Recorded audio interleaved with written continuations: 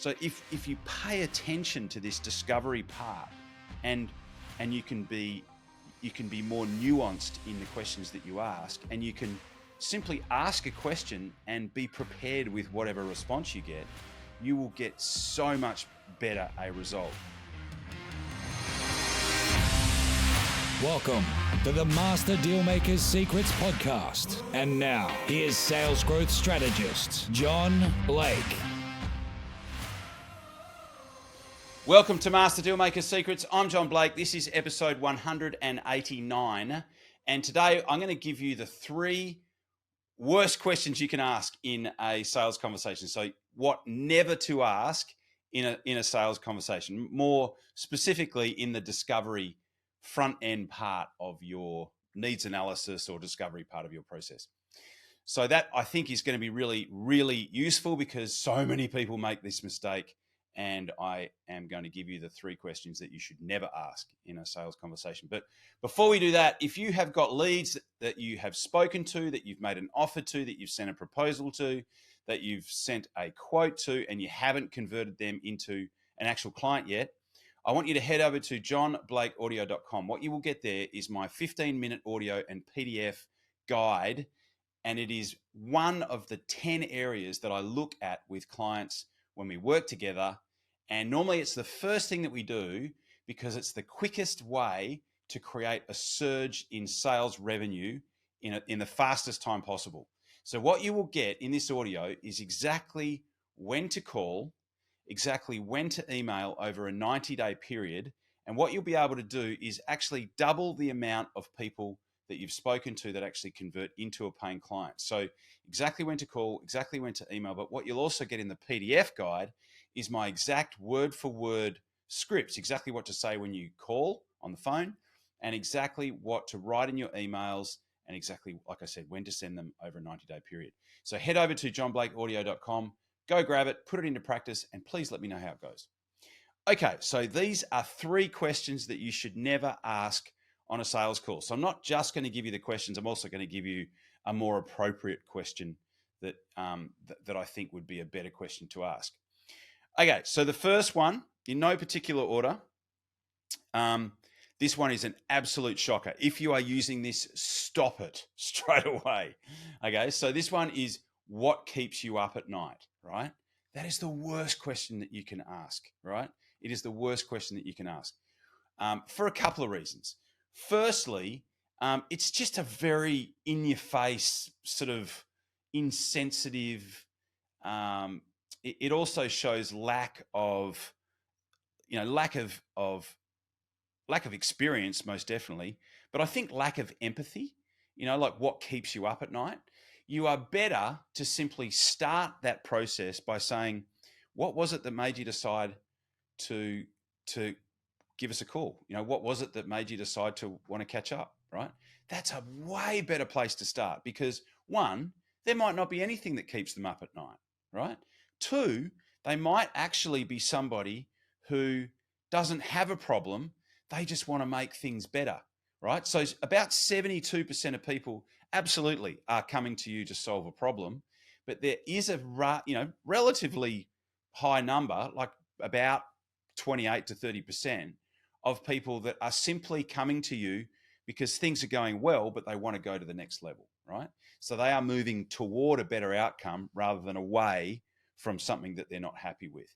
So that's a shocker. What keeps you up at night is a shocker. Like I said, you're so much better to say, "Hey, what was it that made you decide to want to catch up today to see how we might be able to help?" Way better place to start because what they're going to give you is what is top of mind for them. And that is so much better. It's a so much better place to start your conversation with a potential client rather than what keeps you up at night. That's just so cliched. And, in some cases that'll get you booted out. So just don't do it. The second one is, what are your biggest challenges, right? And the reason, again, why would I suggest that that's not a good question to ask? Okay. Well, the first reason is they might not see what they're experiencing, that they might not be articulating it to themselves as a challenge. They might say, "Well, we don't really have any challenges. We just want to do this," right? Right. So because people represent their circumstances to themselves in different language to the language that you are arbitrarily expecting them to use, right? And so, yeah, you again, you're much better to say, what is it that what is it that's happening for you right now? Can you tell me, what are some of the big, what's the biggest thing you're focusing on right now? What's the number one thing that you guys are focused on right now? That would be way better than saying, what are your biggest challenges, right? So that's number two. And the third one is, what would it take to win your business, right? Again, it's just old school, it's cliched, and you are so much better not to actually use that particular question. It's just very cliched, and it just shows that, you're sort of, there's that in order to, right? The sales process should never feel combative. It should never feel adversarial. It's more of a dance than a fight. I can't remember who said that, but it's brilliant, right? It's absolutely more of a dance than than this this adversarial kind of thing, and that's why I don't really talk a lot about objections, because it's like, oh, I need to cover off on objections. I need to, smash objections, obliterate objections. You know what? If you get the first 2/3 of the discovery process right, you won't get objections. And if they do have objections, they're probably legitimate ones, which are ones that are allowing them to disqualify them as somebody that you could potentially work with. So if you pay attention to this discovery part, and you can be more nuanced in the questions that you ask, and you can simply ask a question and be prepared with whatever response you get, you will get so much better a result. A lot of people who listen to the podcast want to know what we do over at Master Dealmaker Secrets. And effectively what we do is we work with sales professionals and business owners all over the world who are seeing massive increases in their top line sales revenue. So we help business owners and sales professionals to effectively focus on the three key drivers to growing sales revenue in your business. The first one is controlling the message that you send out into the marketplace so that potential clients see and hear and read what you do as an opportunity as opposed to your competitors. The second thing that we do is we help you to create a direct path to the 20% of your ideal clients that will deliver 80% of the revenue. So everyone knows the 80-20 rule. We help you to develop a direct path to the 20% of the people that are going to give you 80% of your sales revenue in your business.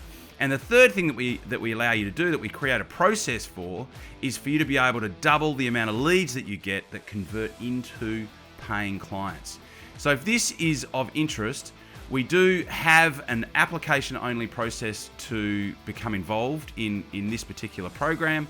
And to get to there, all you need to do is to go to www.johnblakescall.com. So it's JOHNBLAKESCALL.com, and there's a couple of questions to answer there. And then what you'll do is get on a quick conversation with me, and I can find out a little bit more about what you've got going on in your business and see potentially whether what you are doing would be a fit for what we could help you with.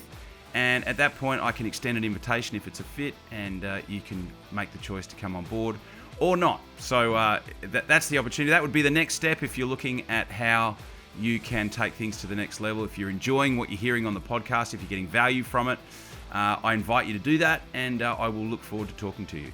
The website is www.johnblakescall.com.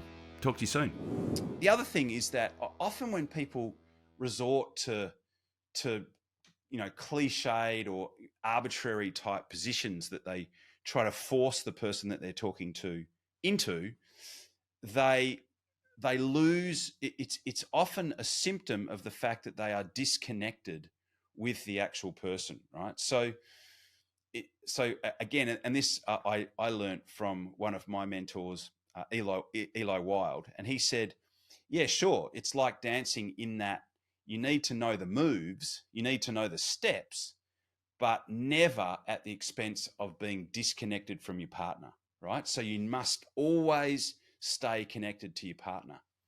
And I often hear this where the person that the salesperson's talking to has actually volunteered the thing that they're concerned about, and then the salesperson just moves on to the next question rather than saying. So, as an example, someone might say, "Oh, look, So one of the examples that comes to mind, I've got a client that sells a share trading diploma, and one of the common things that a potential client might say is, "Oh, yeah, look, I'm a plumber. I'm in my 50s, and I've realised that my body is not necessarily going to continue to support the amount of physical work that I'm doing right now."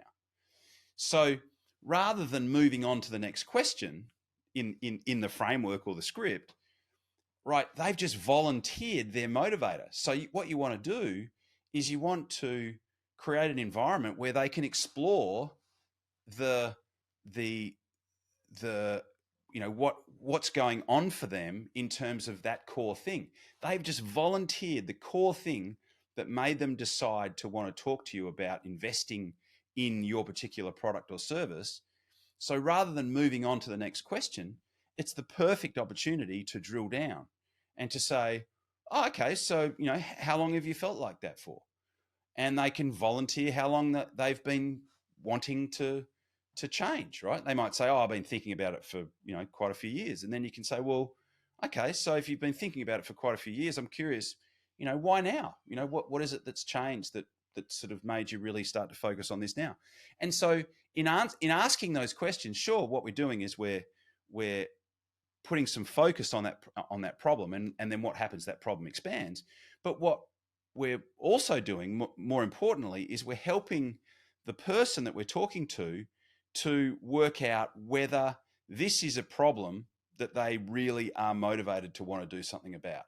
Because people invest, sure, they invest money, but they also invest a lot more. There are lots of different other currencies that people invest.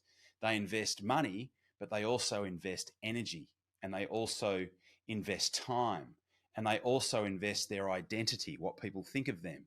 And they also, identity in terms of what they think of themselves. And they also invest reputation in terms of how other people see them. And it's probably a subject for another podcast, but I'll recap the questions, right? So 3 questions never to ask. What keeps you up at night? Stop it.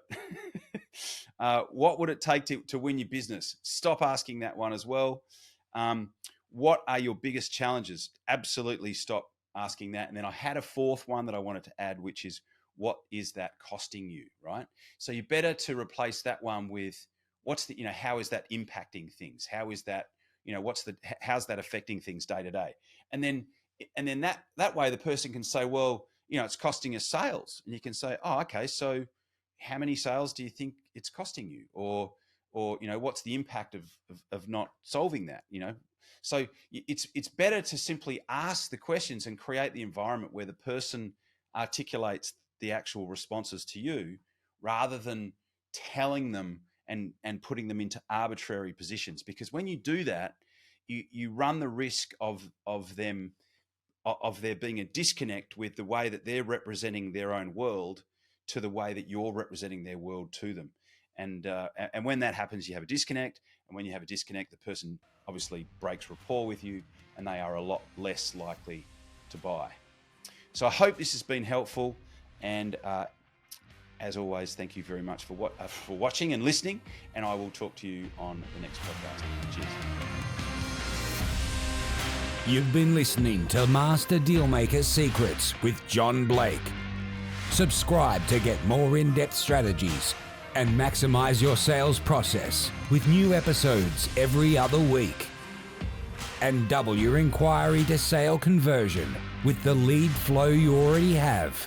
Go to johnblakeaudio.com for his exclusive, free, no fluff audio training and companion PDF guide.